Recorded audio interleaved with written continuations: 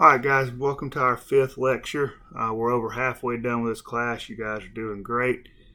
This week, we're going to follow up with what we talked about last week with communication and move it a little bit more forward to talking about how do we lead and communicate when there's a crisis, and how do we lead within our organizations. The bottom line is none of us are going to be able to avoid at some point in our life working with an organization that has some kind of crisis that happens. I've been to 3 or 4 different deals now, and it's happened in every single one of them. Some places handled it really, really well.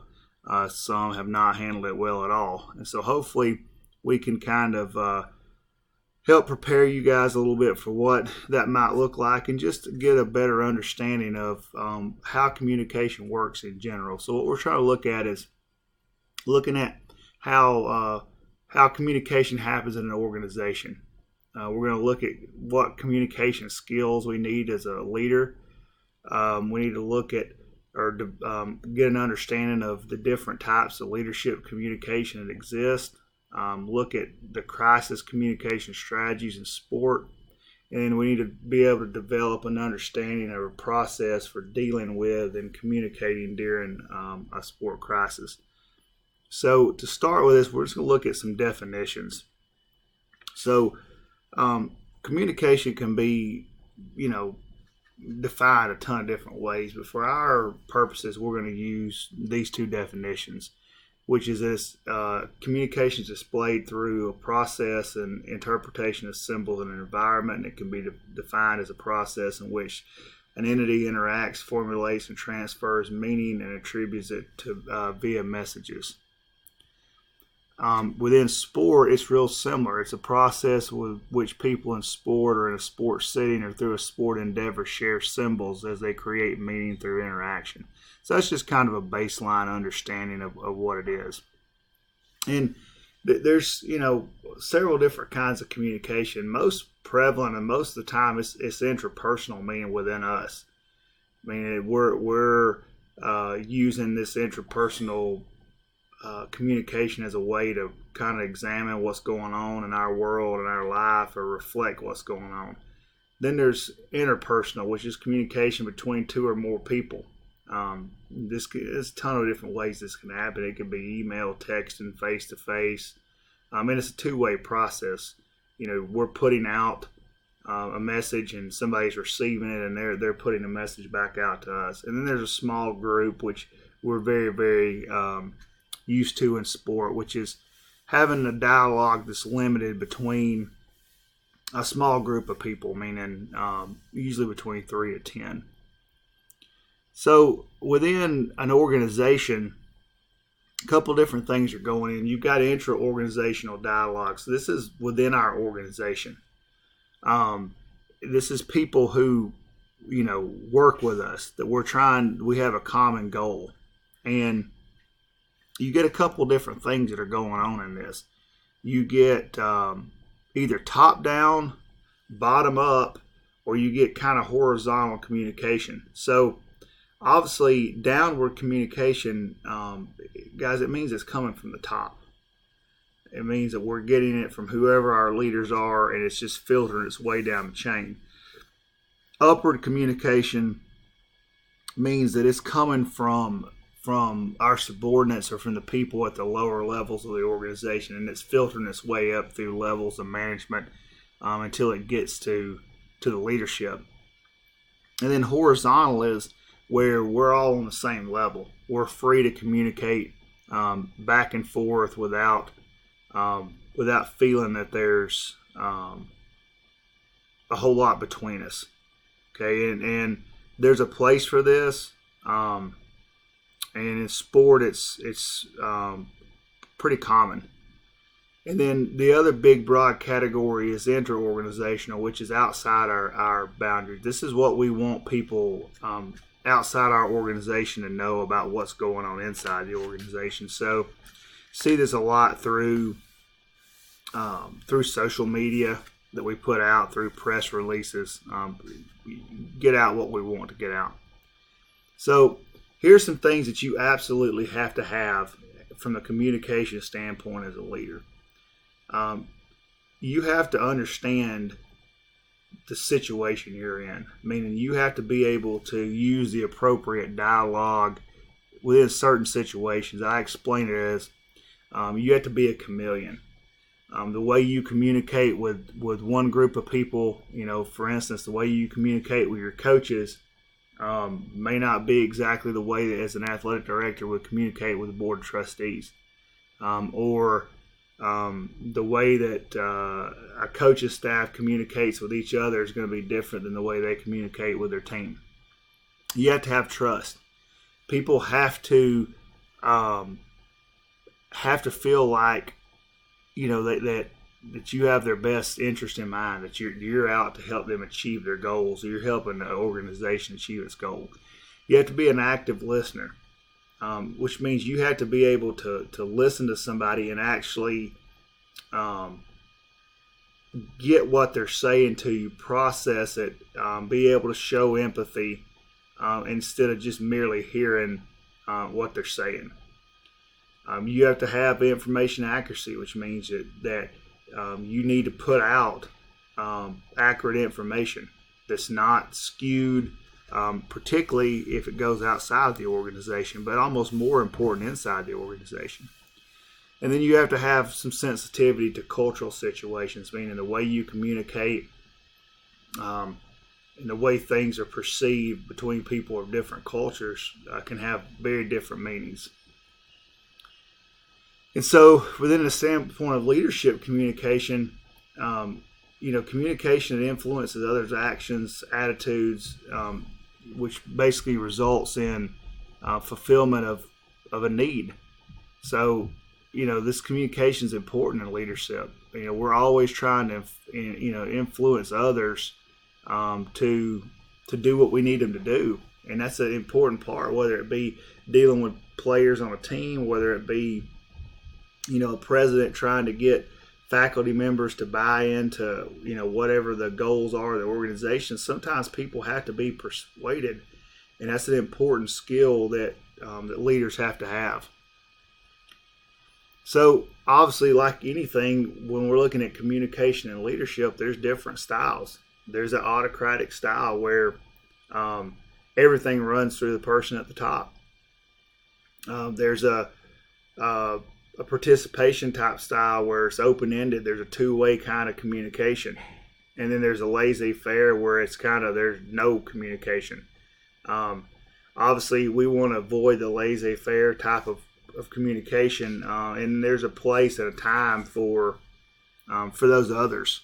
Okay, there's a time to let people have input, and honestly, there's a time where you just need to make a decision. So when we started dealing with conflict, and conflict's a broad deal. I mean, we deal with conflict every day, but how do we communicate when there's a dilemma? And there's a bunch of different tactics for going about this. What happens when you have coaches from different sports that have a conflict? How do we deal with that? Because the way we deal with it or we don't deal with it, it has an impact on the relationship we have with those coaches. So there's a couple of things that can go on.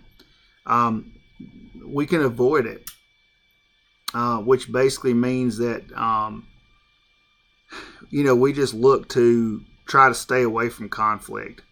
And this is an issue because it gives a perception that we don't care, that understand there's no good leader who's not involved, who doesn't have to deal with conflict. It's part of it. It's part of what you signed up for. There are people who don't like conflict. I don't particularly like conflict, but you have to go to bat for your people, and they have to feel that when they come to you with a conflict that you're supporting them, that you're answering their emails, that you're returning their texts, that you're because you may not seem like a big deal to you, but it is a big deal to them. There's people that take a competition type stand, which is basically you're either right or wrong. Meaning that there's one way to do it, and you're on one side of that issue. There's a compromise where you're looking to to create an exchange where both people in the conflict or the people involved in the conflict both feel like they're saving face.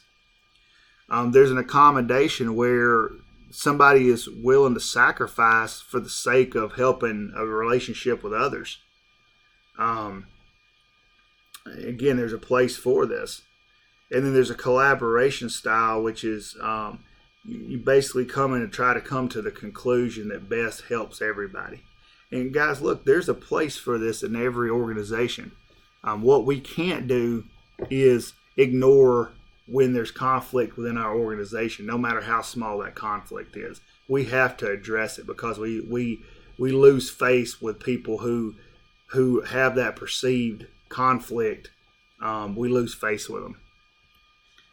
So when a crisis does come about, and understand a crisis is much more than conflict. This is something that's very, very, very serious. It basically, it's an unpredictable kind of event that it threatens, our stakeholders. It could be health, safety, environmental, economic, tons of reasons. But there's some things that we have to do. We have to have a structure in place to address this.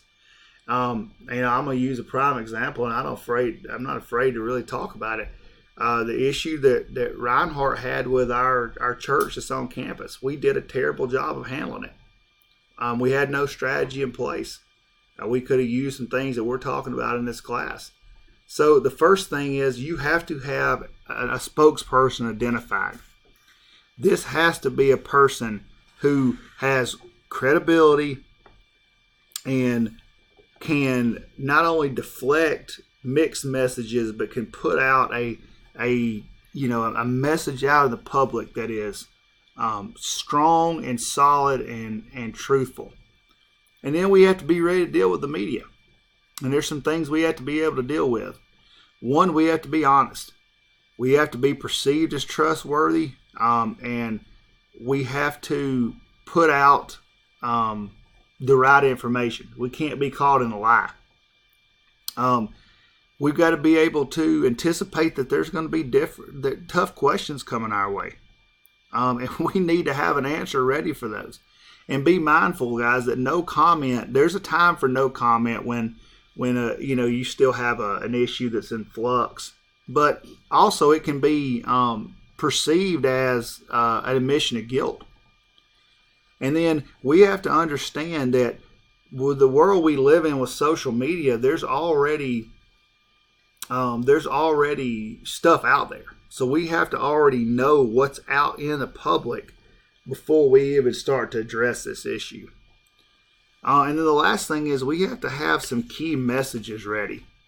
Okay, we have to be ready to use a lot of platforms. It could be through the news media. It could be through social media. I mean, honestly, now the days of having press conferences are kind of going by the wayside. People are taking advantage of putting what they want out there in the public sphere through using social media. And we have to have those key messages lined up and have to be ready to go. And so, what you have to understand is that the role of social media has changed so much that within a crisis, there are going to be a lot of people that are on both sides of an issue, and there'll be people who use social media to support us. There'll be people that'll be using it to tear us down. And so this concept that I want you to know is a technique called flagging that we want to use. And this is where we emphasize to media, to reporters, we highlight what we want them to print, meaning we tell them. And so there's some phrases that we might use. Might be like, the matter of fact is, or the bottom line is. That way we're letting them know what we want them to put out there. And so here's kind of some issues that have happened in sport, and I'm not going to read them to you. I'm just going to let them up there for just a second or so, that involve different aspects of sport and, some suggested ways to kind of handle these things. Anything from stuff with a physical plant to, tragedy to dealing with internal stuff, corporate type stuff, money type stuff. So these are just things you can read over and and look at it on your own. So the last thing we want to talk about is kind of some specific strategies that we can do during a crisis. So obviously we can denial. We can take this stance where we just, shift the blame, just basically say we had nothing to do with it. Prime example, Roger Clemens getting busted for doping and blamed it on his wife. We can scapegoat, where we shift the blame to others. We can do evasion of responsibility, which is basically where, that what other people did were influenced by another act. Okay. We can reduce the offensiveness of an event. This is, basically where, we can, bolster a posture, meaning we can serve as reminding the public basically of what we've done so good in the past. Talk about all the good stuff we've done. We can differentiate where we try to disconnect from the event where it's not tied to us. We can use transcendence where we're trying to act kind of from a more positive perspective. We can do compensation where we talk about where we, offer to pay for something. For example, Mike Vick gets caught up in the dogfighting deal. He starts to donate time and money to PETA. Mortification, we can just admit that we have or confess that we have issues, kind of like what Tiger Woods did. And we can take corrective action, which means we can put out a plan out there that of how we're going to fix it. So bottom line, guys, we have to have a plan in place for when things go bad, because they're going to go bad. And it's a huge deal for leaders to be able to do. I'll have all this stuff out to you guys. You're doing a great job. Look forward to hearing what everybody has to say this week. Thanks a lot.